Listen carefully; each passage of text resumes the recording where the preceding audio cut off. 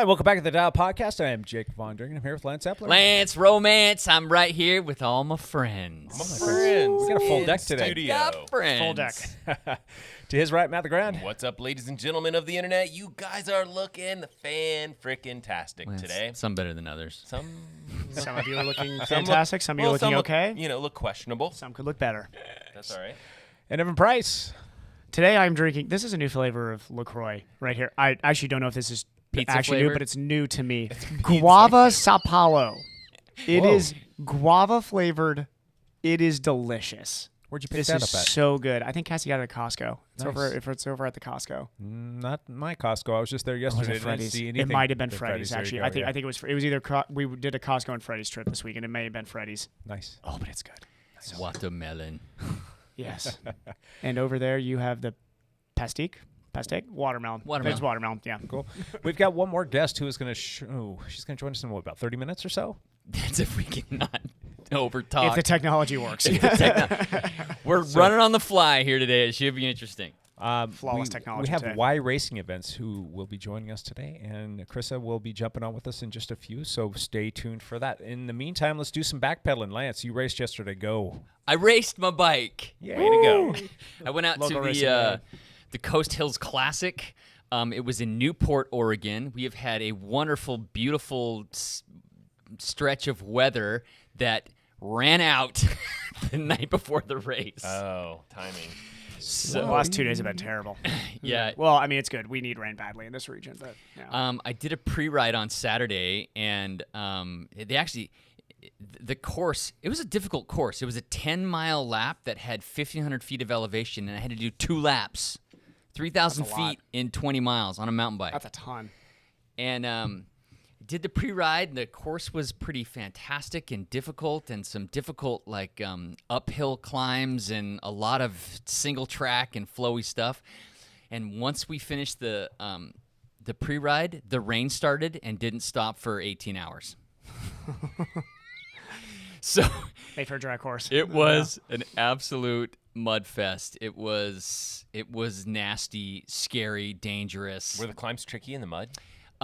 There was one climb on a fairly fresh trail called Scratching Post because there's several trees with cougar marks on them. Okay. That's terrifying.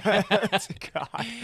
And it was unrideable. You had to run up the whole friggin' thing. Wow.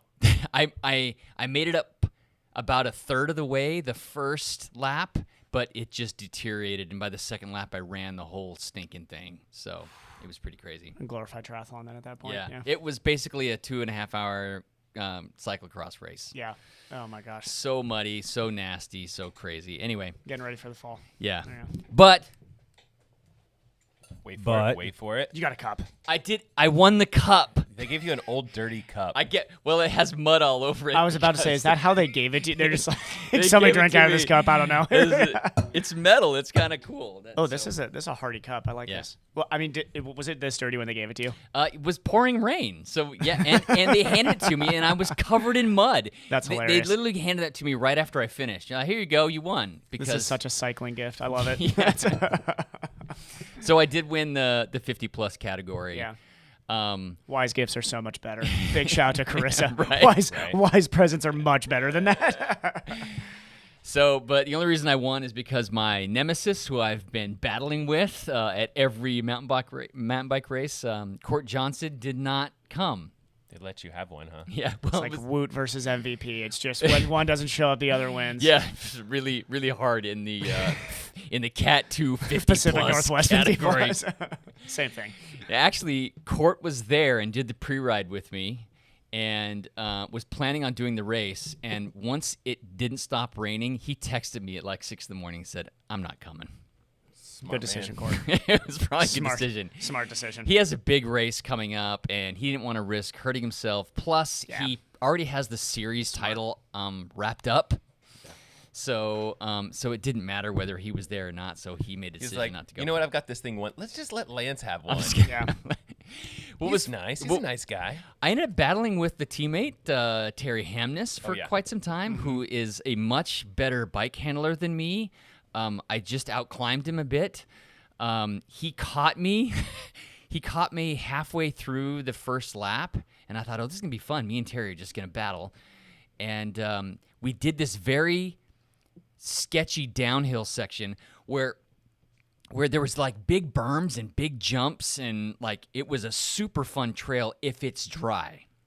But it was like clay-based, and so every corner you had a tire sliding out, or you just had to there were lots of corners you had to put a foot down and like tripod around things just so you didn't go down. This is why I don't mountain bike. Oh my gosh. Me and Matt would be guaranteed broken clavicle going to the first corner. Oh, yeah. There was several photographers. Put our leg over the bike before we went off. So I'm hoping that good stuff will happen. So anyway, photos. Terry ended up taking second behind me. Teammate Brian Wise was there. I think he was fourth in our group. We had lots of dialed people there. Paul first went and raced in the elites. He took second. Way to go, Paul. He's Let's across go, the room. Paul. Nice. Yeah. Congrats. Paul was actually He's working on a bike over there, too. He's the only guy actually doing work here right now. Paul was actually fifth overall, so he did Good really work, Paul. good. The numbers were down a bit because I think the rain kept people away. And there were some other big races that happened this weekend. I saw so many funny pictures, like just covered in mud, in dirt, and like I think Yes. Terry Ham just posted a picture of his kit. He threw it on the ground. It Correct. looked like somebody ran it through a mud washer. It was just like he's like, oh wow, you got to take that home. I'm sorry. My seat on my bike had they had like a quarter-inch of mud caked on the seat because I'm doing the descents and you stand, and so my butt gets covered in the mud, and then I sit on the seat and it all stuck to the seat. It was so crazy, but we had a good time. Lots of teammates did well out there. The Haydens were there. The Hamness brothers were there. The Styles, Sean, and Danny, and so it was. And it was a good time. So that's basically what happened with me. I did a bunch of other riding this week. Even did the. How's your back feeling? It's improving Okay. slowly. Take it.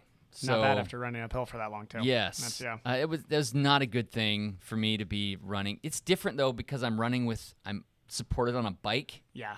and you're kind of sloshing through the mud Yeah, anyway. it's more so. of a glorified hike at that point. Yeah. So, anyway, that's it for me. Heppler out. Yep. Mr. LeGrand. I did some things. What have you been up to? It was my wife's birthday this past week. Happy early. birthday, Yep. Kristen. Yep. She turned 40, so it was a big one. And she wanted to go for a run for her birthday, which was awesome. We ran She Heritage. didn't run 40 miles, did she? No. I hope not. You know what she did?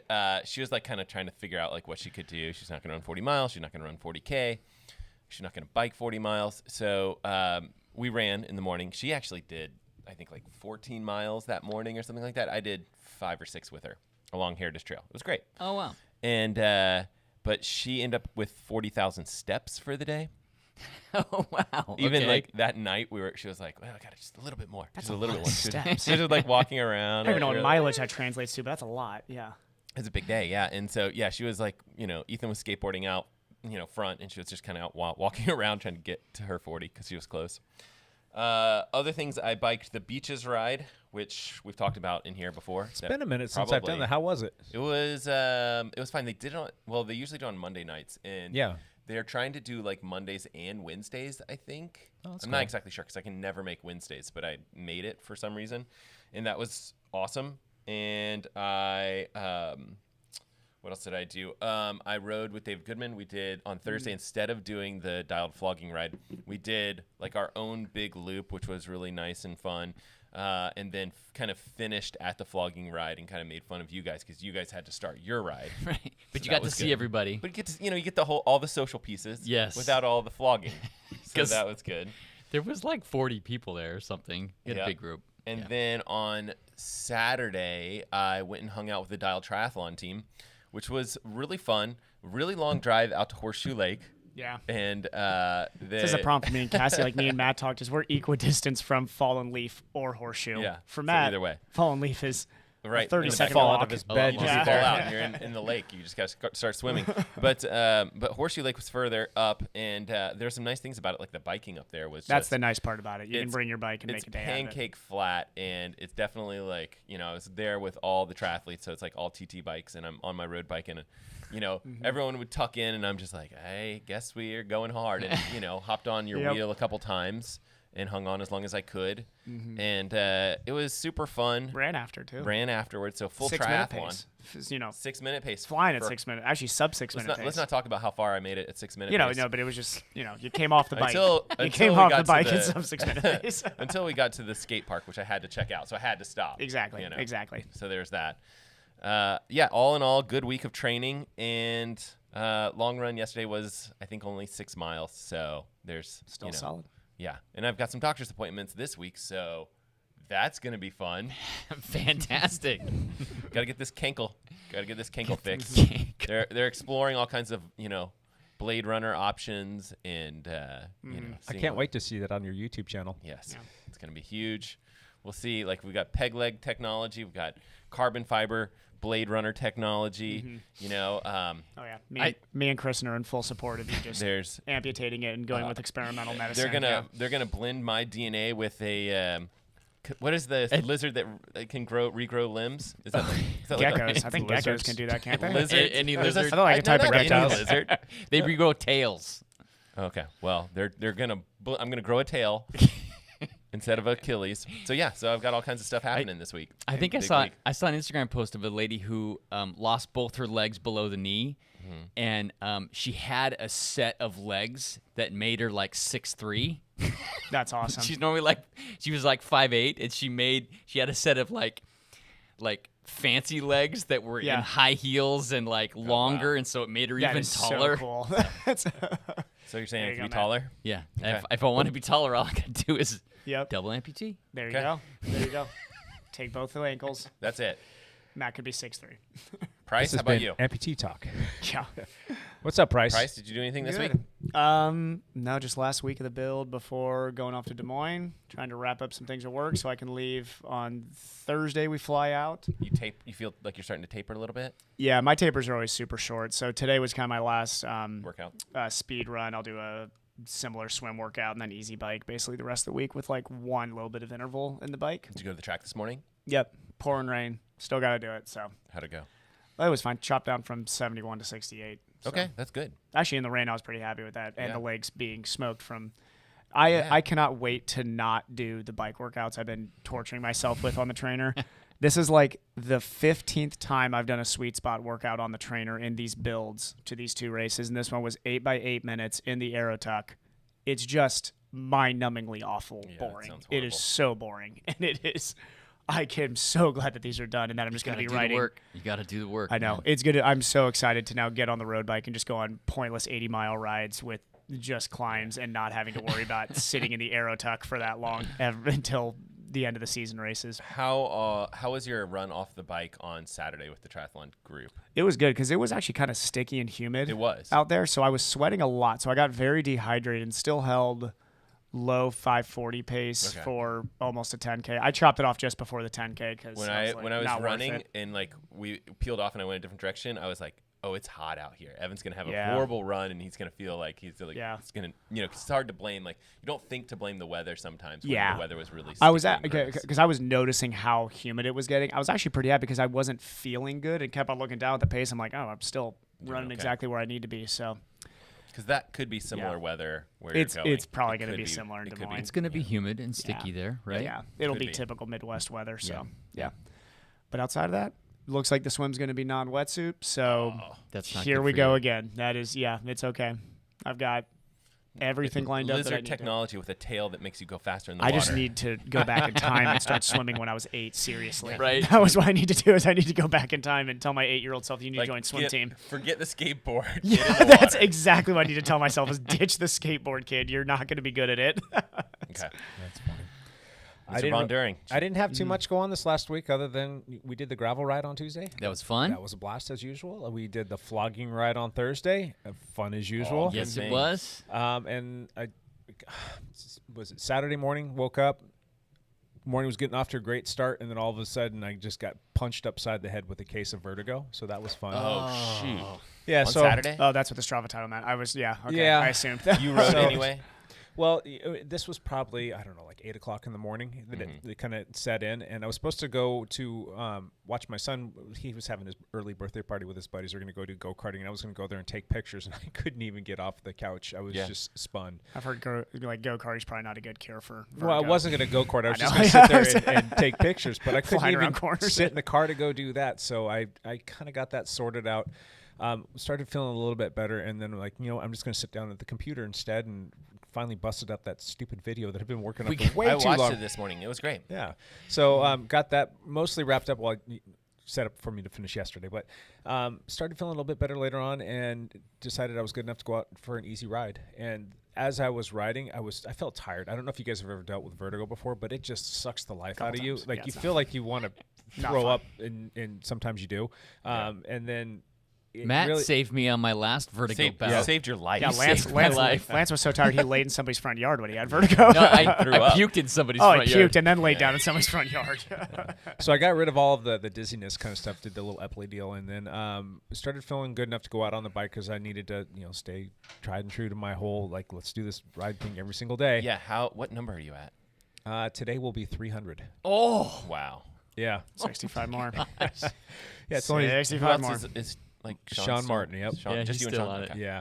So I just went ahead and went out and did an easy ride, and as the ride kept going, I felt better and better. And then it was a warm day, but it started to rain, so it was like a warm rain. I'm like, this is really nice. So I ended up staying out for about a half an hour longer than I had It's been originally. very warm raining. Yeah. Yeah. Today's rain was it's like hot out there with the rain. Yeah, It's it's strange. warm. Yeah. So anyway, that was my week. Nothing crazy to report. Just looking forward to another fun week. I think have you guys looked at the forecast coming up? We got Like some starting heat on coming. Wednesday. One more day of rain or something, and then it looks nice. It's going to Yeah. be like in the 80s for the next weeks, like for the foreseeable future. So Yeah. I'm going to Sun River with the family next week. Nice. So Are you it really? should be good weather there. Yeah, And yeah. my whole family is like coming from Alabama. I'm like excited to just It'll be dry, beautiful. chill sunny. and not work Yeah. and do stuff like I'm actually trying to decide which race to do next weekend, and one of them is in Bend. Okay. Which I one know is which that? one you should do. The best of both. Oh, that's right. Oh, that's right up your alley. Well, it's actually You have to do that It's one. a 3-stage race, but all in one. You do a gravel ride, and then a road ride, and then a mountain bike ride with a transition zone where you can swap between This bikes. is good. We can That's what I was compare hearing, yeah. transitions. Yes. Yeah. It's like your old triathlon days. Or you're going to go Yeah. do a criterium. Or it's going to last there's for a- about 45 minutes. Danny, Or Danny there's and a Sean criteria. will You'll have be more there fun Bend. in Bend. Yeah. You'll have more fun in Bend. So Yeah, I you know. can meet up with us for dinner or something. But it's like an 88-mile course, which is long for me. Just make it a training day. Yeah. Long training day. Anyway. It's a long course, but I haven't more fun. decided which one to do yet. Yep. Cool. Let's move on. We've got a little bit longer before we bring Chris on, and we're getting really close to the start of this Le Tour. bicycle race that they do. in June France. Well, plus, 26th. You'll be gone next week. I'll be gone am. next week. Mhm. And then after that, the tour starts, right? Yep. So we're going to Yes. do some picks. So we have to do our picks now. This is our last chance. Wait, I'm not Yeah. ready. You're never going to be ready. No, I'm never going to be ready. So what's the criteria here? We want to run through. I don't know if we're going to talk about it too much more. Podium. We're just We'll going to go do podium. podium. We should do podium. We'll go We should do podium. polka dot jersey. We should do Polka sprint dot, jersey. sprint, and then I think we should do a dark horse and who's going to be the best team. All right, I got all my Best picks. team? Yeah. Yep. Okay. Let's I don't know start- about dark horse. Let's start with the I like podium. dark I'm horse. going to I'm write going this dark down horse. because Maybe Evan my- always tries to change his mind and Yeah, tell us yeah. that he You've picks got to somebody change else. your mind a couple times. I'm by far the most researched for this and will perform the poorest by far. Yes. That is the only thing that we know. And anybody I pick is the immediate kiss of death. Are They you will- picking Chris Froome? Is I that do your have a first list of pick? people who will not be at the I would be shocked if they pick. There's still some decisions that have to be made by the teams, but this is the closest start list that we have so far right now that I've been looking at, and Chris Froome is not on it. I would be surprised at this point if they actually bring Chris Froome. I think he's just going to focus on the Vuelta, and I think that I've read an article where I'm pretty sure that's going to be their final decision.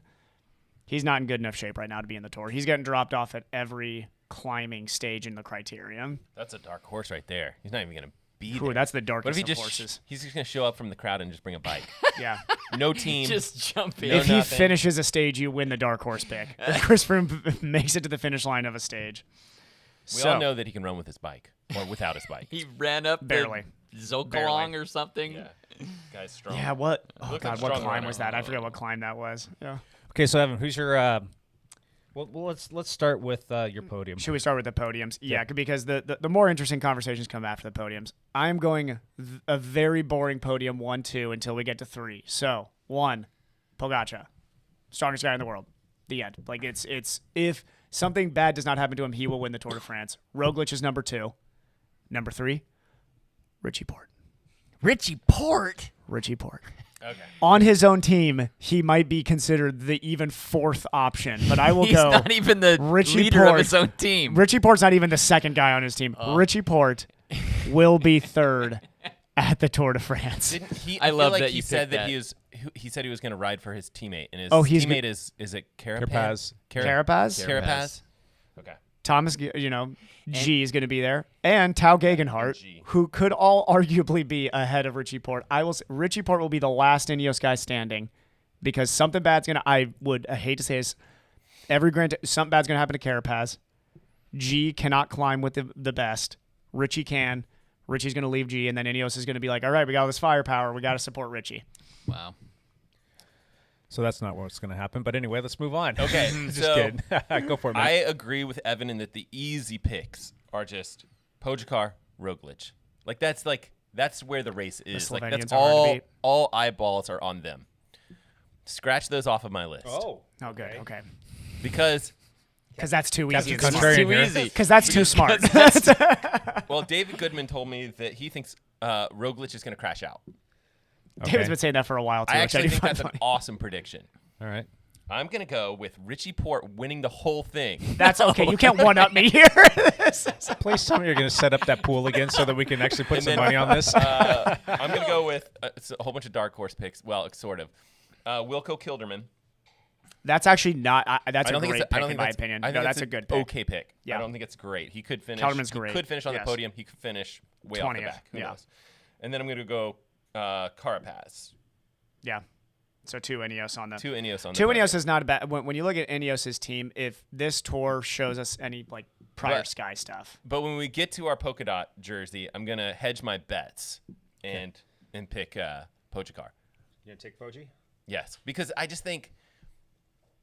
think he's by far. I mean, there's a good chance he's going to win. If he does, he's going to get polka dot jersey. Sure. I mean, that's just such an easy pick. Although, and I also don't know who else to pick. Right? It's like my other thoughts were like maybe Roman Bardet, maybe, but he's out. Your pick, I think, is going to be really good. I'll let you give your pick. I know who your pick is going to be for polka dot jersey. I really like that pick. Okay. Anyway. Hep, what's your pick?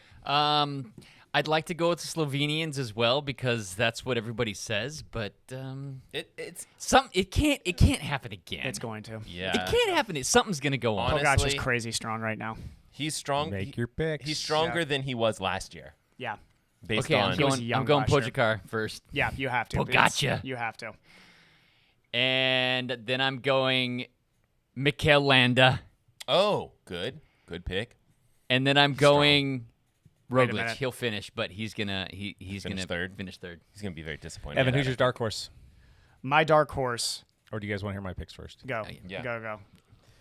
I'm going to say that Roglic is going to win it. He's going to come back and he's going to get Yeah. sweet redemption because I think Jumbo-Visma is going to learn a train. little bit more, and I think that they're a better overall team than Yep. what Pogačar's looking at with UAE. So I think that they're going to kind of shuffle the deck a little bit, and I think that they're going to come back and Don't yeah, try to smart this out. that's just what's going to happen. I'm just telling you what's going to happen. You just gotta Just go tell with us your what's gonna gut. happen. All right, and Pogačar's going to and take. Jumbo Visma, like they know how to work together. Yes. It's not a whole bunch of attitudes. Yeah. So And then you got Pogačar taking second, and I'm going to take Alaphilippe. I think Alaphilippe's going to be kind of that would like be good. quietly in the wings waiting, and I think that he doesn't know how to quietly do anything. Yeah, well, there's He'll that. loudly be in the wings. Yeah. Okay. Okay, and then Now let's what? dark horse it. What you got, Evan? Enrique Mas from Movie Star. That's not it's bad. It's a soft dark horse because he is going to be leading them, but he's still very young. Really, last year was his first year on the scene. He proved at the Vuelta that he can hang with the best. I was even close to dropping Richie from my podium and putting Enrique Mas there, so he's my strong dark horse pick. He's a I light horse. have a very dark horse. Go for it. Got to pick an American. Seb Kuss Ooh. is going to. I like it. So here's what's Yep. going to happen. Roglic is going to crash out. Only if Roglic Roglic Here we go. crashes out. This is a Then great it's- pick, that's actually. true. And then it's That's like- a wonderful dark horse Yeah. pick. So Yeah. Roglic I like crashes that. out, and then it's like fair game. Yep. There Only is, problem, I don't think Sepp can time trial. And there's Well, Kreuzvik. Krushwick's still there. Yeah. He's still on Jumbo. Sepp stronger. Sepp stronger. I don't know, man. I like that a lot, Matt. That's a good one. That's a fun, great dark It's a horse fun pick. pick. It is. My picks are all about fun picks. I like it. Exactly. Accuracy. Yep. Who knows? How about you, Hep? Dark horse, Balke Malema. Oh, yeah. Guy's done 4,000 tours by now, I think. He knows the tour pretty well. I'm not picking Egan Bernal because he is not going. No, he's not going to Sitting be on his couch watching. He is going to be watching. Here's some other primary missing characters is Pinot's team director at FDJ, who the French star and French hope. His director said he has a 1 in 1 million chance at starting the tour, not winning the tour, For who? starting the tour for Pinot. Oh, Really? Bardet, crickets from He's not AG2R. gonna I happen don't either. think Bardet will be there. Those guys are yeah. just perennial like disappointments. I though. know. I just feel so bad. Pinot will write some really sad biography book in like 10, 20 years talking about how just like the weight of the country's expectations. Sad French music playing I know, in the yeah. background. He's going to end up being the most talented cyclist with the least results of this generation. Yeah. Yeah. All right, I'm going to take Carapaz as my dark horse. So I don't know good if that's necessarily It's a a dark light horse, but Still a light It's a horse, light but I horse. like it. That's Yeah. okay. I Me think and Jake that have light that's- horses. Yeah, I think that's Yeah. where I think it's gonna lie. anybody who's not Slovenian should be considered a dark horse in this race. Yeah, So. okay. Who's taking the green jersey, Evan? Caleb Ewan is taking the green jersey. He's already proven Oh. through the early parts of the season that he can climb. He's capable of climbing. Sam Bennett's knee injury, I think, will keep him out. And Mark Cavendish can't ride a bicycle anymore. So he just won like two trash talking. stages in the in tour the of in the the tour of Belgium. Alabama, I don't know. Like But he won. Hey, some people. now. I thought it was Tour the tour of Alabama. Turkey. He won. I don't don't even know. remember what beat tour it some was. tattoos. Yeah. Good pick, Yeah. Price. Good pick. You're Yeah. wrong, but Yeah, it's a good pick. he smoked the dialed train in Tour of Walla Walla. Mark Cavendish coming back. Yeah. Matt, what you got for green? Wout van Aert. Because he's going to Smart. also be. Oh my God. Smart. So if Roglic goes out, like no one's protecting him anymore, and then it's like fair game. Wout can do whatever he wants to, and what does Wout like to do? Everything he likes hinges to on win. Roglic crashing. Everything hinges on Roglic bike handling skills. Yeah. Yeah. I like both of Matt's little secondary picks Random here. picks. Yeah, Yeah. those are good. Wout can sprint, and if He he's can not do whatever he wants. if He can he's win not any working, stage. Yeah, yeah, that's a good point. Yeah. So crazy. Hep. I'm not sure Sam Bennett's going to be there because that's who I would pick for the green jersey to repeat. But if he's not going to be there, then I'm going Mathieu van der Poel. Smart. ooh. A lot of intermediate work there he could do. Yep. And they might choose. I know originally he said he's going to chase stages. But he's not. He's But not if gonna he be- gets some intermediate points, I bet Right. he's going to switch gears and say, I want the jersey. yeah, he might. He Yeah. just did the Tour de Suisse and won 2 stages back to back, and then got a cold and pulled out, so that he could be rested for the tour. So I'm going Vanderpool. I'm going to say that last year was an off year, and I think that he's got another one in him. I'm going to go with Sagan. No. Yeah. I honestly think that last year was He's an got off year. and 2% chance. He's got a lot to prove. a lot to 2% prove. chance. He's angry. Maybe Not gonna he's happen. not necessarily going to win the sprints, but I think that he's going to be there at the With end with points. the points. Yep. Caleb can climb right with him. Caleb will beat him Caleb in all those cannot sprints. climb to save his life. Caleb is Cannot climb to save his life. Previous years, he cannot climb. This last year, I forget, it was in a couple of the one days. He was up there on some of those shorter climbs. One day. One day races. Yeah, this is true. He has not proven that he can make it. He might be there the first three, for 2 or 3 days, but he's going to be like He's gonna miss the time cut he'll be on there. stage 15. This is when Caleb Ewan comes of age and wins the Alright. green jersey. We didn't talk about best young rider. That's another one I like. I don't- actually, is Seb Chris Kuss Young. is got to be on my list. Yeah. It's gonna be. Well, let's run around real quick too, because we don't What? have too much more time here. Polka What about dot. the polka dot jersey, King of the Mountains? Louis Meintjes for me. MEINTJES. Guy used to ride on Team Quebeca.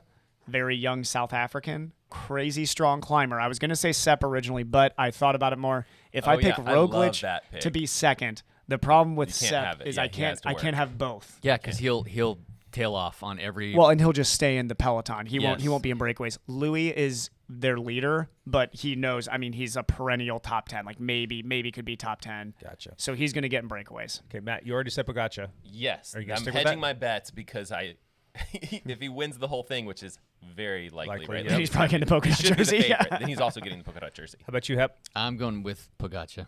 Hep, you're no. Those are just like a clean. That's a clean pick you got there. Yeah. These guys are also looks safe. you're assuming that there's not going to be a climber that likes to get in the breakaways, because that's the sneaky thing with the polka dot jersey. If there's a climber that gets in a bunch of breakaways, that's the guy who wins the polka dot. Yeah. Who? Dan Martin. Dan Martin's a great pick for this, even though I yeah. don't think Dan's going to be there. Who's the other Oh, one? really?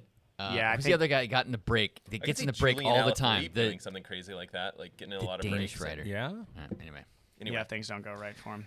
I got Pogača too, guys. I'm sorry. That's boring picks, but it's facts. It's Let's what's go, gonna happen. Louis. That's going to be my point breaker. I need gonna be Louis great. Meintjes to win the polka dot. first day of the tour we think is June 26th, right? Sounds about right. Do you want to do teams real quick? Run around Yep. best teams? Oh yeah, we should definitely do teams. Okay. Go for it, Evan. Who do you think? That's going to be Ineos. Ineos? Yeah, they're just too strong top to So bottom. I don't know, because we're all picking the same two teams, right? It's one of those It's two teams. it's Jumbo. But then. here's the thing. Ineos has got a whole bunch of egos, whereas we yeah. know that Jumbo Visma can work together. They're willing to like sacrifice. The That's team will team work. right there, That's yeah. teamwork. Yeah. I think Ineos is more talented. I'm going to put Ineos down for mine. Ineos? Tough call. Tough call. Because here's the thing: is Jumbo Visma works together, which is why I think they won't win the team category. You nailed it. Because that's- they're going to have a lot of guys that will shell themselves and lose a lot of time. Ineos, every But- guy in there is trying to think about their overall Their position. So own- they're all But they- their five climbers are all going to be closer to the But front if of the the team race. finishes with 3 athletes, you This is just, true, you know, yeah. If, Well, yeah, if if they everybody's shell crashed themselves out, and yeah. they're crashing out and they're points, going, good points. they're descending hard, and How about you, Hep? take I'm risks. going Jumbo Visma just so that we Okay. don't all pick Ineos. Ineos, yeah. all right, we got a nice little balance there. I got Jumbo as well. Jumbo, I thought that might happen. Good, good. All right. I like our odds. Jake, Let's you do didn't this. write down your picks. He already wrote them Oh. down He wrote 'em before. down. Gotcha. I had them all hidden Okay. for you, so you Yeah. couldn't, Yeah. couldn't Because I cheat could off me. cheat, yes. Yeah. All right, good. Okay, so Lance, I'm gonna let you go ahead and do your thing real quick, or not you. Just can you go call that guy, that Champ Bailey guy? That Champ Bailey do the guy's Champ Bailey awesome. thing, and then I'm He's- gonna go He's work fantastic. on getting Let's bring him back. Y Racing on here. So Champ here. all right, Champ, that's all you. Champ here. That's it. I like that little quick one. Champ here. Champ is here. All right, so the big news from this week, there were the Tour de Suisse wrapped up. Guess who won it? Carapaz. Carapaz won it. But Yeah. did you guys see he didn't look good at on the last stage? No, not all that Not good. in dominating fashion, yeah. Right? And it was a climbing TT or something, wasn't it? Like Right. yeah. So to me, that's like, I hope that. Yep. But Who tours won- are long. Who They're, won that climbing 2T? It was somebody just ripped it. I don't remember. I'm Yeah. not sure. I'd Taco. have to look His back. name was Taco. Taco. Taco Vanderhorn. Alaphilippe was also the Tour de Suisse, but Uh-huh. he pulled out because the birth of his first child was happening. So kudos to him. How many times is he going to use the excuse of the birth of the first child? Come on, he's been world champion. He's won almost every race. I feel like he pulled out of some race, like, or maybe he For the birth of his other first for child. the birth of his other first child. I'm totally wrong about that. I'm sure lots of people So will correct me. that was kind of exciting. Here in the States, we had the Tulsa Tough series of crit races. Did you guys watch any of this? I watched some of the like little highlights from it Didn't and then saw the results. Legion like dominate? Just destroyed the They entire won race. every day. Yeah. They won every pro race they That's- won. It's just Yeah. a cool team. Yeah. It It's is. just a cool team. So And they were even, there's been, if you've been tracking on Instagram, there's been a little bit of back and forth there. Did with, you watch that video from Corey Williams? I did. That's what I think saw. I watched Oh, it like I've seen it. 30 times. Yeah. Because Yeah. obviously because they are dominating, they are getting some Target. hate. Yeah. And Yeah. and somebody rolled up. Corey was like riding at like 32 miles an hour and like at fifth wheel, and somebody rolled up and just told him off. Yeah. And he just barked right back at him. Yeah. You know, there are some egos in road I bike love racing. Yeah. I love this crit racing culture right now that's like, I don't know, I think for cycling to grow as a sport in America, it's got to have that edge to it, that trash talk, that aggression to it. Yeah. And I love that because Legion comes in and they do it responsibly, but like they rub people the wrong way over the last couple of years, a couple that have to race them. And I think it's because when you get your butt absolutely handed to you by this team again and again, that's why you're getting rubbed the wrong Okay, way. It's not but- because they're doing I mean, I know guys will talk about the Caleb, I forget his last name. One of their guys who's a big part of their train is kind of their like bodyguard. He's a physical racer. Somebody's like, yeah. But this is because when you watch some of those videos, Look, guys will come into their train and do some shady stuff. I but mean, there. you can't dominate every race without chopping some wheels. Oh yeah, without doing some stuff. You know, closing down a corner without you don't do that. So you know that stuff's going on, but that's crit racing, especially that level. That's what happens. So pretty crazy. The crazy thing, the second day, they pushed the pace the entire race. They were at the front the entire race, did all the work, and then still took first, second, third, and fourth. On that second day, we need to bring in some European teams because amazing. The American teams can't handle this. Also, the Legion women's team won every day as well. Oh wow! So they dominated. Plus, they had a rider that won 2 days in the Cat 3 races. I mean, Legion just kind of dominated those crit races. So. I think it'd be really cool if America kind of stuck itself at the forefront of like international crit racing. If it just really started to made like a big time sponsored Red Bull, Rockstar, I don't care what energy drinks, I jump in there and sponsor it, crit series, and made it international and said like, hey, like bring teams, make it a time of the year where teams can come and make it a legit thing. I tell you, there were thousands of people there. There was a big party atmosphere. It Gravel was racing in America is doing normal. that. Yeah, we got Lawrence Ten Dam at a race. That's a bona fide World Tour rider at gravel racing here. We can make crit racing that same thing. Pretty crazy. Crit racing is way more exciting to watch than gravel racing. Other than that, I got nothing else to talk about. Champ out. USA Triathlon selections coming up. But that hasn't happened this yet. week. Hey, Lance, why don't you go grab our little Patreon jar real quick. We'll get that out of the way, and then we'll bring Chris on here from Y Racing to talk about all things Y. The Patreon drawing this week will be another pull out of the grab bag of goodies in there. If you win, just give us a shout, and we'll let you know what's in there, or you can swing on by the lab if you're actually local here, and then we'll get you all set up. So we've got it pretty boiled down. There's not too many names left in there, and the winner is Evan's pulling it out right now. I'm folding it. Chris Surratt. Our gravel racing extraordinaire. I wonder how he's feeling after Unbound. He's still dealing with quite a bit of fatigue. Yeah, but man, what an experience! But yeah, doing well. Yeah. Cool. So, Chris, reach out to us, and we'll let you pick out whatever you want out of that little bag of goodies or that box of goodies. And if you yourself listening to this right now are interested in becoming a Patreon, you can go to dialedpodcast.com, and there's a link there for our Patreon. You can get yourself set up, get yourself entered into the weekly drawing now. It looks like we do it every single week, and get yourself some goodies. And we do, sincerely, really, really appreciate everybody who has been supporting this. And we've got a bunch of patrons, and it's just awesome. I love it. Good times. So. Speaking of Unbound gravel, both Colin Strickland and Travis McCabe went to Tulsa, did the crits. Really? A week after doing Unbound, they went to Tulsa and did the crits, and both placed in the top 15. That's amazing. Yeah. Just to even be in the conversation there. Oh. What the heck? I know, man. They must be dead. They must be tired. I mean, it's total different distance. It's completely opposite energy systems. Yeah. So we're waiting for Krista to jump on. It should just be a few more moments here. While we do that, hold on. Looks like she actually might be joining us right now. What about that's perfect timing right there. That's pretty Perfect impressive. timing. Let's see. Let's see here. All you need to do is move that tile. Yeah, we're gonna just take that off here. So there's Krista. There she is. Okay, Hey. there we go. Okay, I figured it out. Cool. I think. Look at that. Nice. And there's no audio sounds echo. That sounds awesome. Fantastic. Excellent. Good. Awesome. Carissa, welcome to the podcast. Thanks, guys. Good to have you here. We are all big fans of Y Racing, especially the guys sitting across the table from me. A couple triathlon. We do talk about Y Racing a lot on here. this podcast, for sure. That makes me so happy. Cool. So we just wanted to kind of run through with you a bunch of stuff. I mean, I personally have a bunch of questions, and I'm sure that Evan and Matt and Lance all have a bunch as well. So I'll let you guys start, but I really want to well, maybe I'll just ask you my question real quick. How are you doing post-pandemic? You're just now getting back into racing. I've actually been out to your last two events, and there's like a buzz in the air. Like, seems like people are super excited to be out there. How are things going on your end?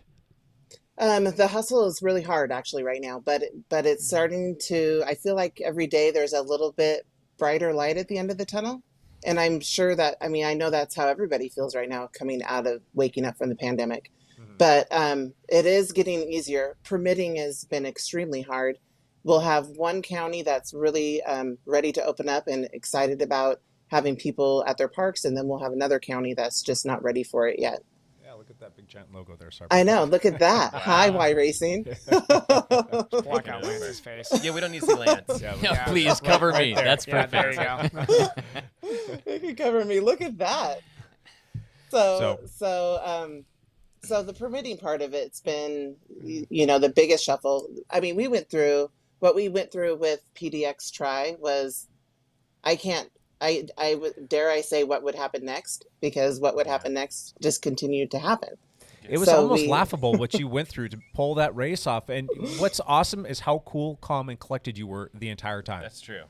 Oh, good. I'm amazed you got to swim together there too, Carissa. When we were, I think it was 2 weeks before the race, I went and swam at Vancouver Lake, and I saw some like green algae bloom there. You didn't say anything. I almost wanted to just like pretend like I didn't even want to send anything to you. Nothing. I was just like, this just didn't happen. This isn't there. Yeah. It'll go away tomorrow, and it did not go away. So, Evan, I did the same thing. Every week I was going down there. I'm like, what is that? I'm like, this will go away. That's not green. Yeah. That's not green. No. And then we had unseasonably hot weather. Then 90 degrees hit, and I was like, no. And no rain for like 2 weeks, which did not help. Okay, so let me understand this. So the PDX Triathlon was supposed to happen in Portland, Blue but Lake, but Blue Lake, yeah. at Blue Lake, and they wouldn't give you permit, so you moved it to the state of Washington, right across the border. Oh, there was a step in Okay, between yeah, there. and Yeah, I want to know the between story there. because this is interesting. You missed a step. So when pandemic hit, we obviously went to all of our permitting agencies, all the counties. Each agency also, or each event has multiple layers of agencies that we have to work with. And almost everybody was on board for PDX Try to happen, except the park, except Blue Lake. They were, okay. So Metro was the biggest pushback. So Multnomah County, everybody that we work with in Fairview, everybody else is on board, but we couldn't get in the water. They were not going to permit anything for us to use the water at Blue Lake. Why? So they said, but we might be able to permit you if you wait until July. So we were like, that is like the kiss of death for Blue Lake because there's algae that happens there. Yes. So we thought early on, let's just get ahead of this. We're gonna have to, hope that the algae doesn't happen at Blue Lake in July. So we're gonna flip it. We're gonna have Blue Lake and Hag Lake flip dates. So we were gonna stay at the same location, but we were going to do Hag Lake first in June, and then Blue Lake in July. And then it came. Then nothing was happening with pandemic that was opening things up, especially in the state of Oregon. And we already were successful with flipping and moving. We have moved multiple events. So we moved Spring Classic out of Oregon and into Washington and to Vancouver Lake. So, which was, I don't know, you guys tell me, I felt like it was a really good move for the event and it will have a forever home there. There's like I'm more very room. biased because it's right next to my house, so I think that should be a forever move. Well, it's like there's more room and better parking out there than where Yeah. it was happening on Marine Drive. So it looked like a good move to me. You have the same, there's still some homeless people that live down back on the backside of the lake, but it's not the situation that Portland's dealing with because that's a whole nother, it's a travesty. Like you can't go down Marine Drive and not have, there's actual, I feel like I call them like new developments. There's new home housing developments along Marine Drive on the Spring Classic, on the Race course start and itself. finish on the actual course. I saw some So- pictures posted this weekend too of Yeah. just some stuff that people were seeing on the 205 bridge, and it was just like mind blowing, like all the hypodermic needles. Marine and, Drive is pretty different. Yeah, so I know. I think it was It's so David Goodman different. actually had a ride out there recently where he was saying he had asked me if that was actually the Blue Lake course. He was like, "That's going to be a little strange." Yeah. Yeah. Anyway, sorry. Thankfully, we're down far enough in Blue Lake, so we won't. And if that's a situation, which I don't know how it can't be a situation, there were homes, and it's not laughable. None of this is laughable, except there were mobile homes, trailers with hanging baskets. They were decorating, like they're not leaving. Yeah. So Yeah, that they're staying there for a while. they're staying there Along for a while. Marine. Yeah. Okay, so sorry to digress. So we flip-flopped the dates. We thought we were sitting pretty good. Then as things progressed, because everything was changing weekly, everything continues to change weekly. And we came to realize that we probably weren't going to be able to produce at Blue Lake because they made the announcement that they weren't going to allow anything for the month or for the year of 2021. So then we started having our conversations with Hag Lake, and they said, we need to wait until July to let you guys produce here. And I was like, okay. So where are we going to go? So thankfully, we have an amazing relationship with Clark County Parks and with the city of Vancouver. And they all jumped into action really quickly and said, yeah, you can go to Vancouver Lake. No problem. There's nothing else there that weekend. And then, as the story goes, there was blue algae that was lurking in the water. And then we made the flip over to Frenchman's. And thankfully, we have a footprint there. So it was, I say it was easy. It wasn't. We had to change all the permits. We had to just the juggle. So we juggled everything. But it was easy because I do have a good team. Yes. So hats off to my team. Yep. We have really good people that I've worked really closely with for the last 15 years. So I feel pretty fortunate to have an awesome team. And even we haven't talked about this a lot. I purchased Y Racing in December, and Sherry's been a huge support all through everything that we've kind of been through this year and working behind the scenes with us. So her guidance through how we're going to do that flip was awesome. And and we flipped it. So congratulations on that. Yeah. So That's awesome. real quick before we even move forward more, there's probably a lot of people looking at Y racing events and have no idea what Y is. We have people that listen to us in, I think it's 34 countries the last time I looked. Right. And That's awesome. A lot of people here locally, obviously, and I'm sure a lot of them know who you are. But why don't you tell us a little bit more about Y racing, what makes you guys tick, what it is that you guys do, and kind of some stuff that you're looking forward to in the future. Yeah. So Y Racing Events has produced events in Oregon and Washington for the past 15 years. We started out with our Girlfriends Run 15 years ago, and it was 400 athletes, 400 women got together. We used to run in the Nike Invitational Half Marathon in San Francisco, and it's turned into a lottery like many big events. And so we're like, we can throw our own race. Let's host a race. So 15 years ago, we started hosting Girlfriends. It was 400 people. It's now 15 years later, it's grown into about 3,000. And we were one event then, and now we're 22 events. Wow. And That's between that, we have, we purchased AA Sport and brought on 4 of their triathlon and incorporated them in with a triathlon that was already being done by Northwest Personal Training, which is our sister company, another company that Sherry owns. And we put all those races together, and along with Bivouac, which is a trail running company that my husband and I own.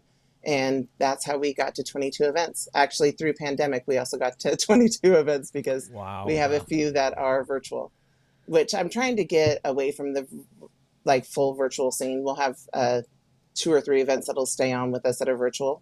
Our passion is our community. We do this because we love your group. We love all of the different running, bike, cycle groups that are throughout the Northwest and do this with us because it's our everyday life. Everybody that works for us is either a family member of mine or has been in this community working to produce races for a long time. So really, if you were to ask in a nutshell what Y Racing is, it is, I feel it is community. It's about what we can do together. All of us give a little and it makes a whole lot. We're able to raise, close to almost 3.5 million over the last, at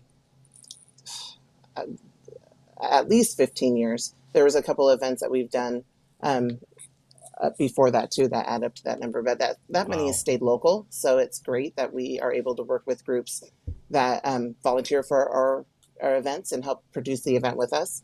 And then our beneficiary groups are all groups that are local nonprofits or organizations looking to raise money that use our events to do that. Excellent. Cool. That's awesome. Yeah.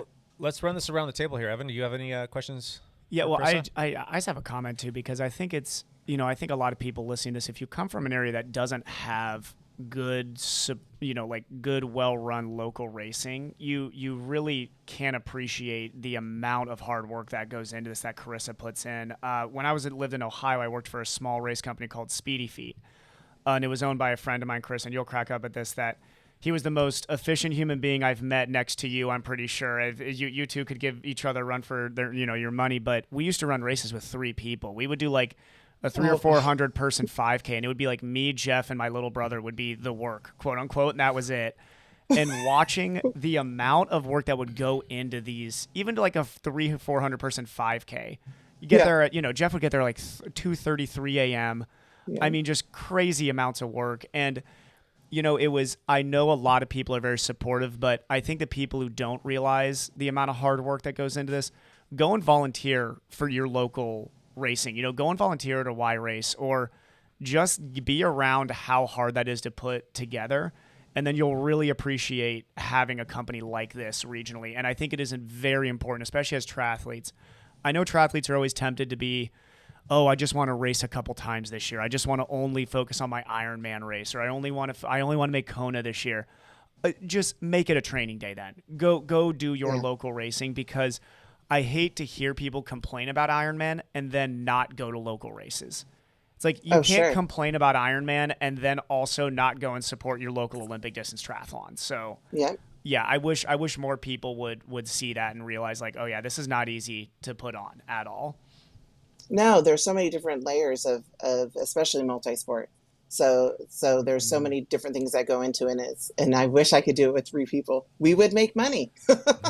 We did a canoe try where we definitely had to have more people. It was this like 30-year-old race they do. It was a canoe triathlon, and that was the craziest day whenever we'd put that on. There was always something that would go wrong, obviously, but it was insane. So. Well, if the things that go wrong can be behind the scenes and everything else just looks like peachy, then you're doing something right. Then you have enough fail safes in place. Yeah, that nobody notices. That nobody notices. Because they're, PDX Tri at Frenchman's Bar, we've produced that event 12 times at that venue. Mm-hmm. But it's still like it was the first event after pandemic, and my checklist of things that we need to do differently to make us, world class and to make us the event that you guys want to come to was a long list. So I have so many things that it's going to make us better and just make us better for us to go to Frenchman's Bar in a couple months, which will be great that we had a trial start to it. Yep. Cool. Matt, how about you? What you got? Yeah, so, on this podcast, we talk a lot about cycling and cycling racing and things like that. And one of the things I know that we've talked about a lot is like, how is our sport doing? It's very important, just as Evan talked about, like that we want to support local races, because if we don't support local races, they're going to be gone and we're not going to have the option. We're seeing a lot of local cycling racing dwindle. And so my question is, always like, how are the numbers doing? How does it look? Does it look like triathlon is doing okay? I know you guys do a lot more than triathlon, but it's a little bit more comparable to cycling, I think, when you look at the triathlon numbers and you see that they're doing okay, where as cycling, I think, is really struggling, especially in the this road area. Stuff. The road stuff is definitely struggling mightily. Mm-hmm. Yeah. Mm-hmm. I think everyone would agree with that on the cycling side. I don't know necessarily on the triathlon side. It's not. We have an audience. Obviously, we're still getting people to sign up, but they're not signing up as quickly as they have in years past. And that has to be, we're attributing that to the pandemic. I believe that there's still a little trigger shy to want to, pull it and have a live event. So people are really waiting for that. We were able to do day of registration for PDX Tri, which is really huge. We get about a 20% increase day of. So having the athlete give them that option is good, especially when we offer the smaller distances in triathlon. Yeah. So, one thing I want to really point out too is you guys, and you're all amazing athletes, and you're the athlete that I want to have at our event. But I also want the athlete that's never tried a triathlon to come to our event and to feel equally as important, appreciated and important. So we really do. We celebrate that first place person as much as I'll celebrate the last person that is coming across the finish line. You guys at PDX had what was he, 93? Yeah, 93-year-old guy. Lou. Lou. I call him Lou. That's I was joking with somebody. I was like, that's where I just end the ceremony with that guy going up on the podium and be like, nobody cares if whoever won the overall. This guy's amazing. It was his birthday, wasn't it? He turned 94 that day. If I'm not he's 93. That's just incredible. He turned 90. Yeah, he turned 93 that day. So was it 93? Lou I thought it was 94. Okay, gotcha. Yeah, he does PDX Tri every year with us. He actually did all of our virtuals last year, but he does that for his birthday race. And I have to tell you the funniest story. He called me the week before the event and said, I'm signed up for that ultra sprint. And I don't want to do that with those young kids. Put me in that sprint. I feel like I can swim a half a mile. And he was it was so funny. I was like, yes, you absolutely should do What's that. his name? His name is Lou Hollister. Oh, okay. Yeah. Good job, Lou. Is it, I know. That's amazing. is it Hollister or is it Hollander? Hollander. Thank you. Yeah, see, I know Yes. that name from Right when I like s- 15, Right when I Oh. said that. 20 years ago. Because he We was should- old Lou's back been then. in. Yes. We He should was- have he was we should old. have a wave, Carissa, that's like youngest and oldest. So it's everybody over 80 and everybody like under 15 all starts in the same wave together. Yeah, absolutely. No, that would be awesome. Yeah. No, I Lou's loved been- I That's a loved horrible seeing that. idea. You had a kids try and somebody over the age of 90. I mean, that's just I know. that's just how cool Yeah. the sport is. It's awesome. Yeah, and I think that actually totally something is. that cycling is lacking a little bit of, like that? just some of that, like 93-year-olds. Well, 93-year-olds, but celebrating some of the slower athletes. You know, at the Y You're racing events, Hitting the nail on the head, Matt. Yeah. I was Yeah. going to get to that, but Were yes, you? Okay. 100%. what you'll see at Y racing events is like the crowd will light up for the Oh, last yeah. place finisher. Oh, yeah. Yeah. Like light up, Yeah. which is just cool. Go to a road bike race and nobody will be there. They're already packed up and went home. Yeah. I've already Yeah. gone. Yeah, And that's I just- strive for. It's the I wrong don't mentality. want my last people to come into the finish line and have everything shut down. Right. That is Yeah. the worst feeling in the world. Make it a party. Yep. Yeah, so we do make it a party. In fact, I'm changing the footprint of a lot of our expos to make sure our beer garden's next to our finish line. Oh, cool. Because There you go. Yes. those guys are the ones staying there the longest. They're rowdy. Oh yeah, they had the hardest day by far. That is Yeah, absolutely.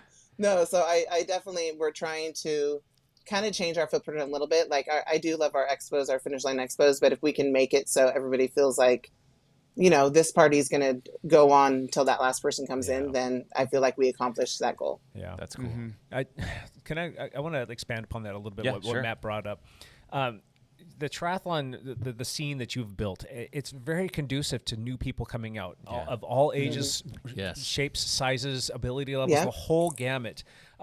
First question is does and I can ask this to Evan, and maybe Evan knows the pros a little bit more of the people that are at that higher echelon of the racing. Does that deter from you wanting to come out and do a race because you like, oh, there's too many fill in the blank here? I think, well, you know, honestly, and I do know a decent amount of pros too that I think we're all pretty adamantly about supporting local Sure, racing too. sure. I mean, I know a lot of pros who will go and do smaller Olympic races compared to the size of the Ironman races, which I've always, and this is probably because I worked for Speedy Feet too, and you know, my mom was in triathlon for years. My mother is good for her age groups, but like once she got into her 60s, my mom's not finishing triathlons very quickly, that, you know, and she's gonna get mad at me for even saying that. She's gonna be like, I'll kick your butt, but you know, that's like, I mean, you know, so it's I've always had, especially working for Speedy Feet, an appreciation of those last people coming across the finish line. And I do think in triathlon at the elite level, you absolutely have your jackholes, as we call them here, absolutely. But I think a I lot call of them guys. jackholes too. I know, right? Yeah. So, but I think even at that top level, if you've been in the sport long enough, you appreciate that. I mean, I did my first triathlon in a biking kit. Yeah. You know, I mean, I was showing Cassie pictures of that yesterday. I jumped in the pool and my swimming was absolutely. I was shocked. I made it through the entire swim. Wait, you're It's- better at swimming now? Barely. I mean, just barely. But I think that since in the sport, most people came from a complete novice, you know, Absolutely. like most people, very few people, you get to the couple of young athletes that are just, you know, amazing. Start Most up people fast. getting their So- first triathlon are pretty novice. My point here is Yeah. is that Evan and the triathlon crowd, there's a lack of elitism there that we see so much more prevalently in the road biking scene, and you guys are okay with that. You're okay to show up to a race where there's going to be, you know, people that are doing like little maybe was it the sprint first triathlon or triathlons, something? yeah. Just like little simple things, and you know they're riding with flats and they're maybe on mountain bikes and they're wearing regular clothes. That's fantastic. You want that stuff at your race. So it gets me more excited than watching know, guys like me spandexed out so and wearing arrow helmets. If That's you for were sure. to if you were to show up to a road bike race, you're gonna get some snickering. Yep. You're gonna get some Yep. people like jawing a little bit or making even fun of like, why are you doing that? And that's Yeah. something that's kind of always bothered me. But in the same breath, we don't our sport's dying off. It's not inviting. But I think that it kind of goes back to like our whole mindset, our whole culture, the way that we we celebrate people or lack thereof on the road. And I've always said that we need to celebrate more, and we need to do that for our team. We need to do that for bike racing and on the whole, and we need to make it inviting for everybody. It can't be a situation where somebody's a little bit nervous. And a perfect example of this that's actually working quite well right now is the flogging ride that we do. Yeah, it might have a little bit of a negative connotation to it. Like, am I going to get flogged? What does that mean? Am I going to die or whatnot? Celebration and suffering together. We're doing a little Thursday night ride in Camas, Washington, and we're leaving at Getting 6 more o'clock people at night. than road racing does. We've got 60 people showing up to this thing. Yeah. It's insane, and we've got people from all levels. We've made it inviting for everybody. We've encouraged people to come out. We've told them to bring their friends, make sure that they have a good time. I don't care how fast you are. We've got a group for you. We've got 4 different groups, and we all will kind of finish together. We will all regroup together, and everybody will ride at their own pace, and it's working quite well. So I see some parallels here between what Y Racing is doing, what local triathlon is doing, and I think that we need to learn from that. We need to adapt that to what we're doing, or what we're not doing, rather, in the local road bike scene. I don't think that that's as much of a problem when you talk about gravel. I don't think it's much of an issue with mountain biking. I think there's less of that in gravel and Yep. cyclocross and Mountain biking mountain especially. biking. I think that's probably I came from that. I didn't grow up as a roadie. That's not what my roots are. My roots are mountain biking and like the club level stuff, and really just celebrating and having a good time. And then came into road racing. I'm like, this is fun. There's a lot of my great people there, good friends there. Oh, yeah. But still, on the whole, there's big holes in that. Yeah, There's big holes. lacking. The other spot where I see a really good culture is ultra running. Okay. Yes. Yeah. I was about to it's a compare different- triathlon to running. Yeah. I think Yeah. running's the most It's very welcoming different. sport. Of every sport we're talking right now, I really do think running itself is very welcoming. Yeah. I was going to say the same thing, Matt. It definitely is. The ultra world is where we're really close to as well. Yep. Yeah. And so you see that there's a little bit of that there, that there's little detached, but people are really welcoming. They want people to be there. And it's such a kickback. I mean, I'm trying to merge the two worlds without merging the two worlds, because Rod and I, actually, my husband and I fight about this all the time. He's like, why and bivouac are two different things. Like the trail world compared to the road world, they're different, but I want them to collide enough that it makes them feel like everybody is welcome. And It's like that chocolate is and peanut butter, man. So Two good things I that go think, great I together. think all these Totally. endurance sports, Carissa, together should start over time. And I think Y is a great example of this, is blending a lot of this, triathlon, road running, trail running, cycle racing, Grand Fondo, like bigger group ride bike races, mountain biking. Yeah. The more these all blend together, I think that slowly takes away the elitism. Oh, yeah. And the reason is because, so for me as a triathlete, let's say I became an elitist here, and if I ever do, somebody hit me at this table. I'm not good enough to ever Matt, do hit that. him. So somebody needs to hit me at some point. But if I was to go jump into like an Xterra race, Chris, I mean, I do not ride mountain bikes, so I would feel like a beginner again. And I think as soon as somebody feels like a beginner, that's where they get an knocked down. appreciation for that mother of 3 who's never ridden a bike before, just did her first triathlon. Like you get a real you get a real appreciation of that person. Gotcha. Oh, definitely. Hey, Lance, I kind of skipped over you and jumped into your line. What do you got for Carissa? My question really is, what is your plan, Carissa, for your schedule? It looks like you try to do like 2 events a month. Are you trying to add to that? Are there races you're trying to bring on? How are you kind of looking towards the future with that? Uh-oh, we lost your volume. Lost audio. Lost audio. Did you get unplugged there? Oh, no. My question. I'll answer for My her. question stinks anyway. She's already ridiculously busy. How dare you Can't you encourage just add her to more add stuff? more races? She needs to start eliminating races, because you should see her. She travels like midweek to things, and every weekend she's somewhere. Because she mentioned her audio off bivouac. still. Yeah. She mentioned bivouac, but that's like their I think they do more trail and ultra stuff. She'll speak to this when she gets mic'd up again. But she's super busy. Yeah. Did you get it figured out there, So- Carissa? No, she's still on Audio. mute. Audio. Did you hit the mute issues. button by chance? No. Maybe not. Oh no. It's crazy. Well, you could try disconnecting and reconnecting. Yeah, you can just again. disconnect and reconnect. Yeah, we'll, Yep. we'll bring you Okay. right back. Oh, there Oh, you are. there you are. Hey, Now there you're she back. is. Nice. No, that's good. Come back. You're back. Nice. Nope. Oh, Do whatever No, you did no, again. she's gone. So, Do whatever you just did a minute ago. okay. There's some sort of some sort of audio technical. It's technical stuff. It's difficult. Oh no! Hold on. We'll play a little. I like music while how she's she was like trying to like hand signal to us too. That was nice. I think she's gonna call back here in just a second. I need to get our ugly mugs off this. Matt, do you want to speak to that a little bit more? Expunge on that a little bit more on what Lance's question was. I mean, you know Y Racing pretty well. You've done a lot of work with them over the years, and it's been something. Known them for a long time. Matt has done the most Y races of anybody here. Yeah, I've been doing it for I guess like 10 or 11. I don't know. Oh, she's Yay. A dozen There years. she is. There we Yeah. go. There you are. Sorry, guys. No worries. We did not want to hear Matt talk anyway. I've probably been the worst guest ever. I can't. Technology Oh no, tells not me even I- close. Trust me. No, It's Worst not, guest ever's here every week. Yeah, Hasn't don't missed worry. one yet. We're so- here. not even close. Okay, so let's talk about my schedule. So this is how ridiculous this is. So we made this card. If you guys can see this. Yep. Okay, so we made the card this year that has all of our events on it. That didn't look like this a year and a half ago. So pandemic, we had a scrambling. I have responsibilities to my registration platform and everything that we have to make sure that we're keeping our numbers between that 15 and 20,000 person that we're hosting every year. So then we got creative, and then some of that creativity came from I get phone calls daily with people wanting us to produce an event for their cause or with them. So last year was an opportunity to work with some organizations that we hadn't worked with before. So that's where a few of our virtuals came from. But we're taking that list, and we're gonna. I want to have our triathlons are going to stay the same.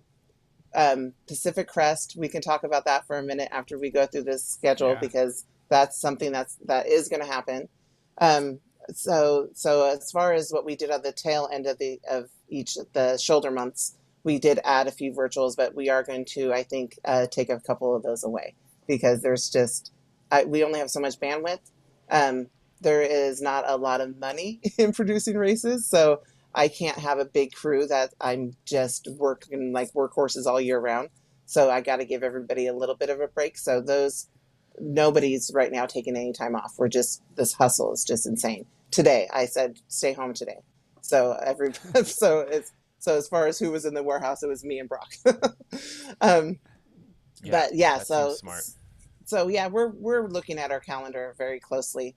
And looking at, I'm hopefully going to have 2022 launched here in the next couple months, so everybody can see what that actually looks like, because that will be with Pacific Crest Endurance Sports Festival coming back. We not to jump into that, if you guys want to talk about that for a minute. I know it's a race that everybody's been asking questions about, and I haven't really had a platform to talk about it much. So it's an event that's taken place in Sun River for the past 24 years.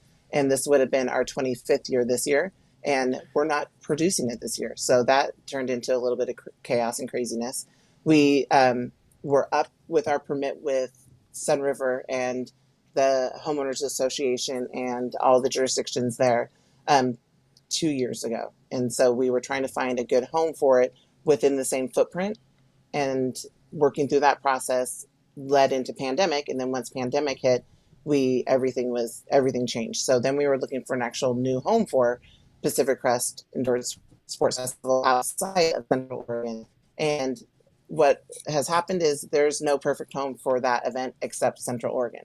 So we're working hard right now to find that perfect location, and it might be one you're all familiar with. So we're going to talk about that more in the next couple months and see what that looks like. But June will be the month that we produce it in, and Central Oregon will be the area that we produce it. Cool. In 2022. Cool. I'm glad you're staying in Central Oregon, Carissa, because I do think, I mean, and like, people traveled long ways for that race. I mean, would you say that was your most, was that your most internationally represented race? Yes. Yeah. Yep. Yeah. Yep. And just an awesome race. I mean, my mom came and did the ultra there and absolutely loved it, and traveled all the way from Ohio. Good. So I've even done it 4 times. Yeah, I mean, nice. It's nice. that's how old that race is. Lance has done I've that. even done it. Back when Lance could swim, Long which time was ago. a long time ago. Before they had roads. I think so. Yeah, this was roads yet. But. I rode without a watch.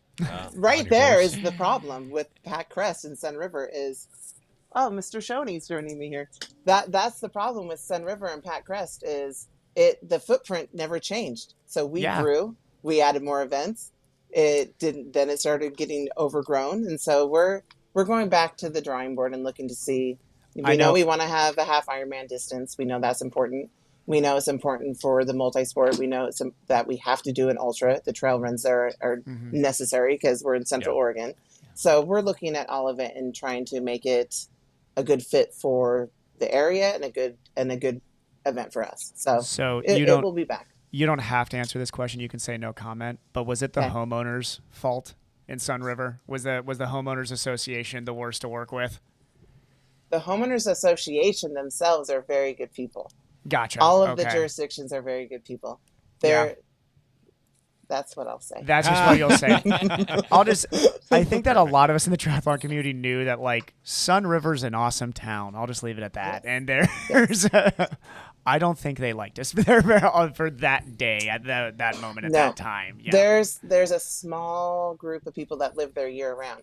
Very vocal, I'm assuming. Mm-hmm. Yeah. Yep. That is really a shame. Yeah. It is. So, but good for business, we know. We know it's fantastic for business. Makes the heart grow fonder. Oh my gosh. And triathletes also like eat so much food. If I was a small town and I owned a restaurant, I'd be like, I don't care what anybody says, please come here. Yeah. Because my volume goes through the roof those 3 days that all these triathletes are here. And they buy stuff. It's like the whole village is just packed with just like the stores open up and it's busy. But well, the impact study that was done, it's over $7 million that are generated from that event. My gosh, that's so. Hey, Chris, city leadership. Got a question for you. How are you attracting new people to your events? What is your recipe for success there? Because you seem to be doing a pretty good job, and there's a lot of new people that are coming in. What are you doing? Well, nothing.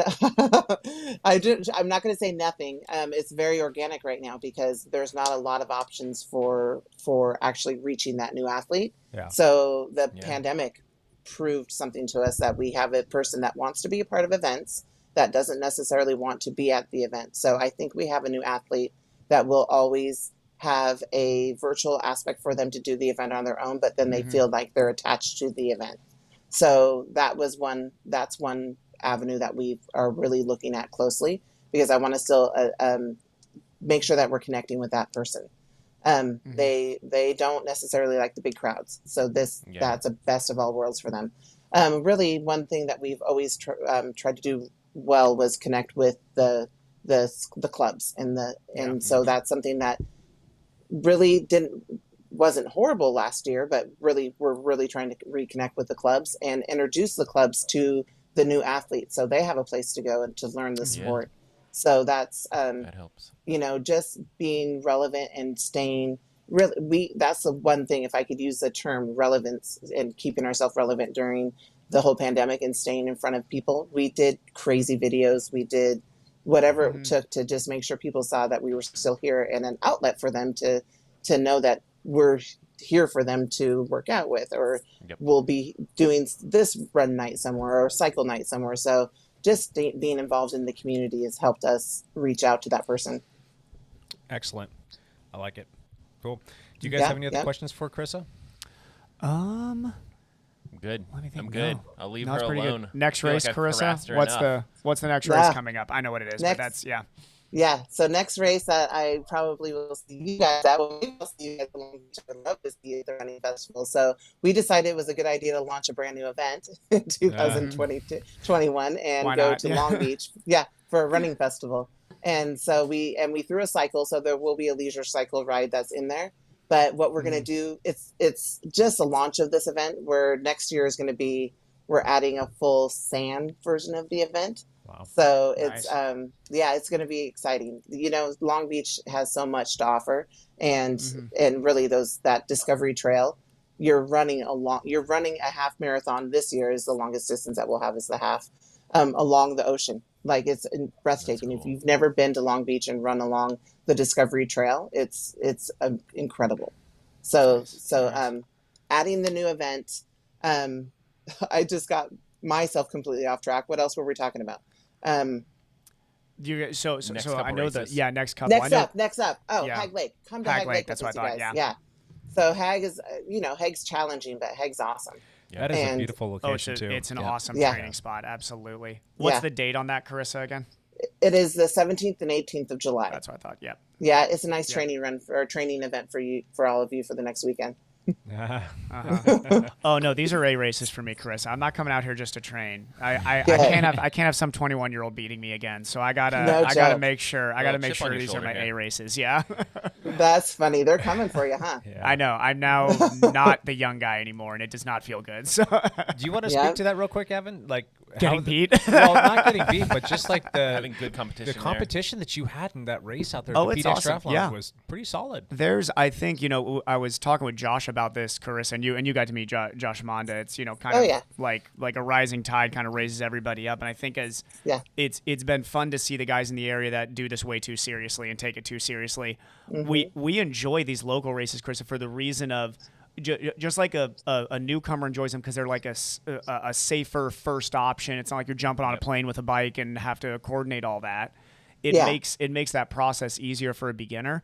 For people who have been trying to race at a high level for a long time, it makes it great for me because I want to be able to race fast. I like racing. I just like competitiveness. So being able to go to these races and know that in this region we've got some really fast guys and gals, it's awesome because, I do an hour drive at, even less or 5-minute bike ride from my house, and you get a really competitive field is awesome for the same exact reason that it's easy for beginners to be there too.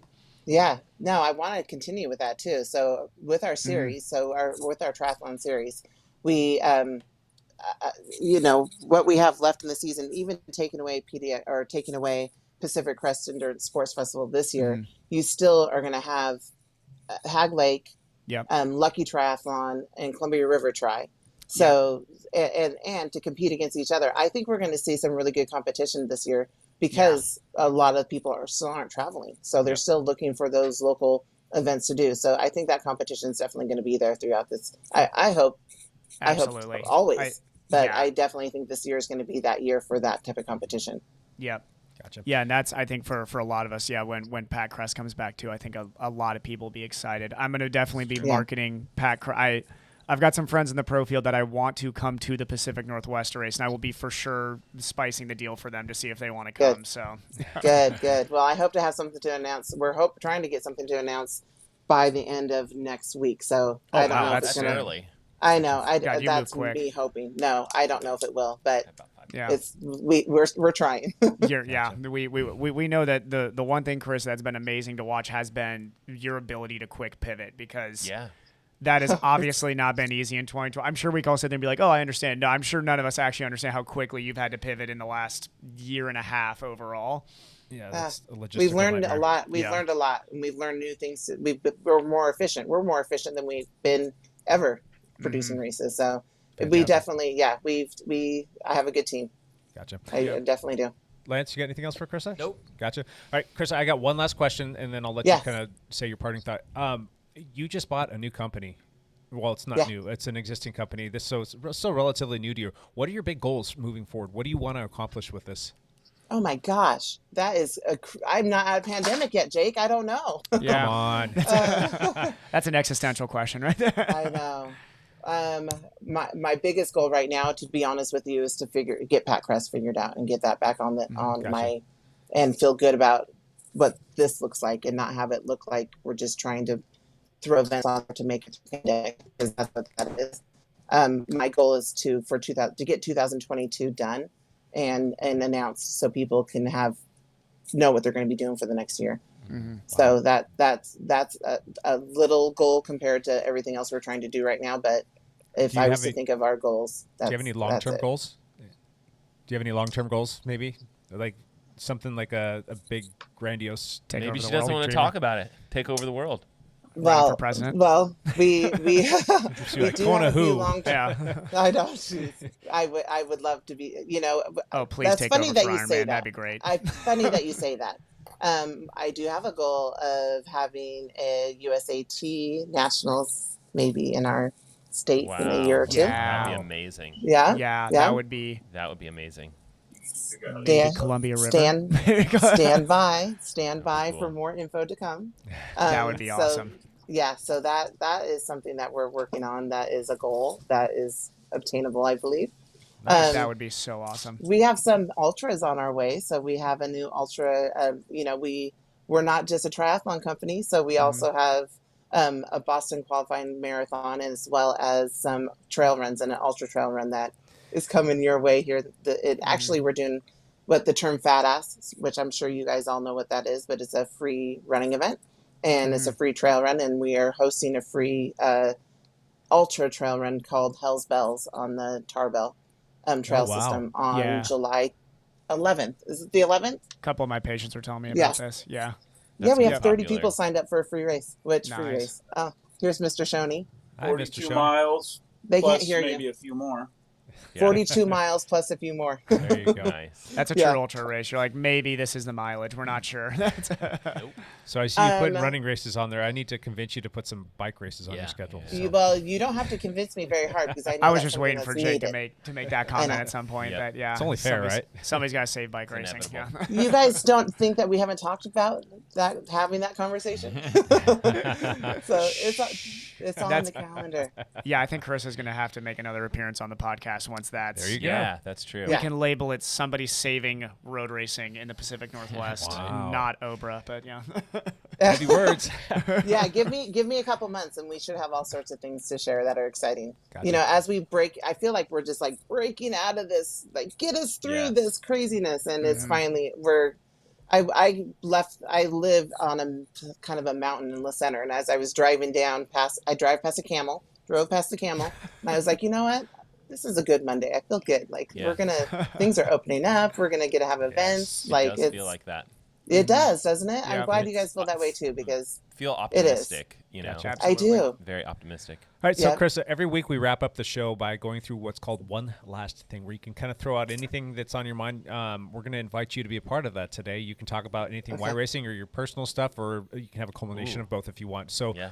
we're going to go ahead and start with you, Chris. So give us one last thing before we wrap this thing up. Okay. Jesus, guys. Or do you want Okay. us to On come the back spot. to you? I'll get, Have her finish. Yeah, come back. Oh no, that's the Yeah, best well, one just yeah. on the spot. we'll have you finish. That's only fair because the guys knew that this was coming. So Evan, why don't you go ahead and do one last I thing? didn't know this was coming. No, I'm joking. I know this is coming. He knows it's coming. He still doesn't have one thing. As we just talk about local racing, I'm going to do a big bad Ironman race this Yes. next weekend, which is just I so wish it was not an Ironman race, but it is in Iowa but it's in going Des to be Moines. competitive Wait, as all get Full out. Ironman? No, half Ironman. Oh. No, I'm not. No, there's I was no. like, wait a second. Ironman, Another- Absolutely. Ironman Ironman branded, branded half iron 70.3. distance. Half Gotcha. iron distance. Lots of good competition. Yes, it will be fun. No wetsuits, so that is. I'm just spending the Nice. next six days mentally preparing myself to not get dropped again. So Cool. yeah. Matt, one last thing. I always have a video to talk about. You sure do. This week is no different, and this is one that I'm upset about. I made Ruh-roh. this like sound of triathlon take. video. Yeah. This Yeah, is, it's like one awesome. that, Oh, I love yeah. it. Very cool. So I talked Yeah. to Jake about Jake helped me make this A little bit. and it was like I want to try to get these sounds recorded, blah blah blah.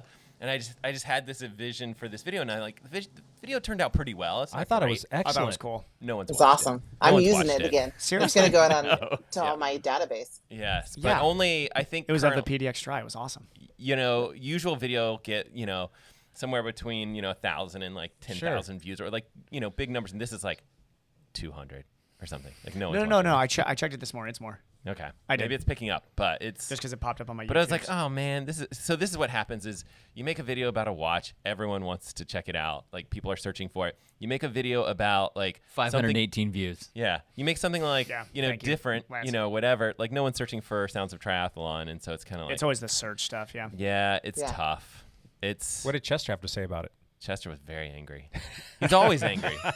He's always angry. I But know yeah. Chester didn't get too many views either. So, I'm So sure you he's still guys salty go about check it out. that. It's a short video. It's only like 2 minutes, way shorter than most of my normal. That was a fun Thank video, God, Matt. I too. mean, I know. Yeah. It was Yeah. cool. Like, you helped me film was some like an awesome stuff, video. and I have an appreciation for that, so I thought that was excellent. it's It's so different. funny It's very because different than all my of your normal lowest videos. viewed videos are Are the ones good. that I watch and love the most. I'm by like, dang far. it, man! I know. wish these Everyone things that's a would, like, high get viewed picked up. video for you, I'm like, oh man, great editing, Matt, but I just Yeah. don't care. It's like if I talk about the watch or something like that, then people will be all over it. Triathlon watch? Okay, I'm watching this then. Did you get any notable comments on there? Anybody chime in? Did Ray Maker say kid. anything? Hey, that's a I nice don't- video there, Matt. I don't know. Usually, DC Rainmaker comments on my videos, and he did not comment on that one. So we have to. Well, that's because it's Call not him a product out. review though. So What's that? It's not a product review. So He watches the other ones too. He does. Yeah. would you he call does. him a fan of yours? He's a huge fan of mine. I mean, that's what I Gotcha. would say. I would personally say that he's a fan of me. He participates to be nice to me. Do you to think be that kind. you've influenced him to do anything different in his videos at all? He told me that he made his wife go through and watch all of my videos and make notes on what things that they could steal, like from B-roll and stuff like Really? that. Yep. That's fantastic. And I was like, that is very rude of you. That's like spousal abuse. And I'm going to send your wife a T-shirt. Yeah. That's what I said. funny. And also But- my B-roll's better than yours. Just different. They're just different. Cool. Yep. Yep. One last thing. I don't have a whole lot to share. I just can't decide if I'm crit racing this weekend or if I'm doing the multi-sport best Go to of bed. both. Are they Multi-sport. both the same day? Yeah, they're both the same. You're a day. triathlete. Do multi-sport. It's multi-bike. Yeah, I know. 3 different I know bikes. what it is. But Yeah, Close enough. I don't know. Mr. Von Duering. My one last thing, I kind of already talked about it. Today's ride number 300. And Oh, I yeah, that's cool. Got a text Nice. from Sean a little while ago. 300 days in a row. 300 days in a row of riding bikes. many. Why, I don't know. It's dumb, and I blame it all on Sean. And I was blaming it on Heppler, but he gave it up a long time ago. I stopped. Kinda I got quit. wise on me, but Yeah. I quit 75 days ago. I quit. yeah. Yeah, only got 65 more days to go, and then we'll be done with this madness. But the problem that goes back to this whole thing is we're going to start the Dialed 100 again. Yep. A day before we're supposed to Yeah. wrap up So 365 you're definitely days. going to keep going. So it's like, It's gonna be 464. 460. I like the Yeah, dial. yeah, I had fun with the 464, dial yeah. 100. I Yeah. had a blast. So- I stopped after 100 days. so I'll be done on Thanksgiving. That'll be my last day, I think. Anyway, that's it for me. Carissa, it's your turn for one last thing. Okay. My one last thing. I have not been taking care of myself, but I met with Matt last week. I've had some awesome meetings with a lot of different people in the industry. And the one thing is that you all do is take care of yourselves. So I tell people to run every day. I tell people to bike every day. So I used to bike to work every single day as of 2 years ago. And pandemic, craziness, life hit. So I'm going to go run with my kid that just ran 50 miles. And I'm going to go do, yeah, I'm He going to did go 50 do a little. miles. 50 miles. He did a 50-miler 50 last miles. weekend, and he was Yeah. he did great. It was That's really Yeah, fast. he got That's so 22nd overall. So we That's so were awesome, we're Carissa. very, very proud of him. So Yeah, now it's- that his legs are a little beat up, he's like, "Yeah, let's go run." Now is when you run Yeah. with him, You- Carissa. I think Yeah. you should push Bury the, him you should now. push the pace and just put Push the the hurt pace on on him. him, Be yeah. Like, Oh yeah, I thought you were good I'm at going this for stuff. a full 10-minute mile pace right now, and There I'm you going to There go you my go. best. Yeah. Pump the pace Awesome. down on him. Carissa, do you Yeah, want to bike? because- Good call. That's awesome, Yeah, she Carissa. bikes. You bike? I know. I do bike, and I think you just got my interest on Thursday nights. I was going to might say, see come you on on Thursday Thursday night. night. Yeah. Yeah. Meet some folks Yeah. and have a good time. It's going to be beautiful weather too, so we should have It's a gonna really be good showing. beautiful. Yeah, and we get Good, groups for and- everybody. Don't say that My out loud, last, Jake. my It's final. right I'm on going to do Thursday. one more final. So Okay. volleyball season just ended because we also live in the volleyball world with our daughter. So I get to run and cycle more. So that's why That's I good. think Yeah. that I'll be there. Yeah. Sweet. Cool. Cool. Thanks, That's guys. awesome. That is Well, awesome. Chris, we really do appreciate your time. I look forward to seeing you out there at the next coming event, Yeah. Hag Lake, and anything Hag else Lake, that yeah. you need Yes. help with. This has been a lot of fun.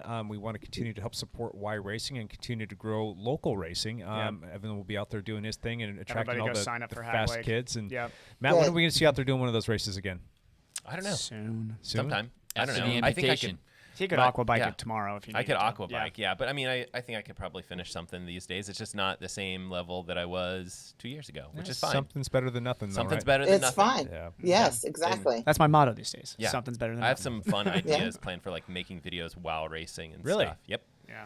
Oh, maybe good. All about it. Maybe I can get on that when I can get back to bike racing too. Yeah. So cool. All right. Well, everybody, we do appreciate you watching and listening to the Dialed Podcast number 172. Ooh. We've All done right. 172 Good number. consecutive weeks. Over That's 3 another years. long streak. Impressive. So cool. Creeping Um, That's awesome. We'll be back next week for more. And yeah, if you guys need anything, feel free to comment and all that other stuff. Other than that, we will see you next week. Bye for now.